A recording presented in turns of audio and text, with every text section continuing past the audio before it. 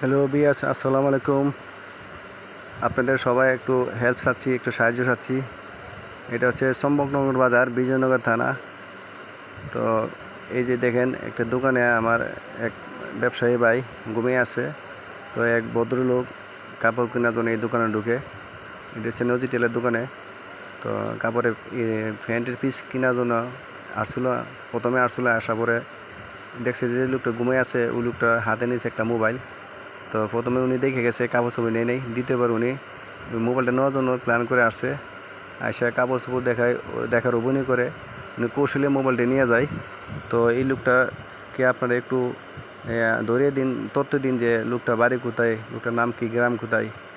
আমাদেরকে একটু সাহায্য করেন যাতে মোবাইলটা আমরা উদ্ধার করতে পারি। তো এই যে আপনি দেখেন, ভিডিওর মধ্যে দেখতে হবে মোবাইলটা ক্যামেরা লুকিয়ে নিয়ে যায়।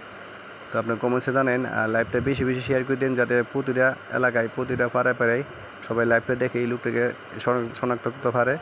হ্যাঁ, আপনারা একটু সাহায্য করেন যাতে আমরা এই মোবাইলটা উদ্ধার করতে পারি, এটাই আর কিছু না। তো পরবর্তীতে একটা ভিডিও ছাড়বো, দেখবেন যে উনি বাহিরের একটা ক্যামেরা, উনি কীভাবে যাচ্ছে।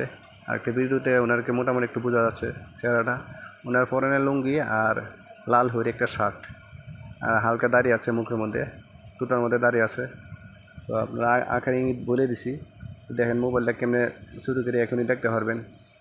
উনি ওনার একটা মোবাইল বাই করে এমনি মানে বাহানা করতেছে কি, ফোনে কথা বলার অভিনয় করতেছে। তারপরে উনি মোবাইলে নিয়ে যায় আর কি।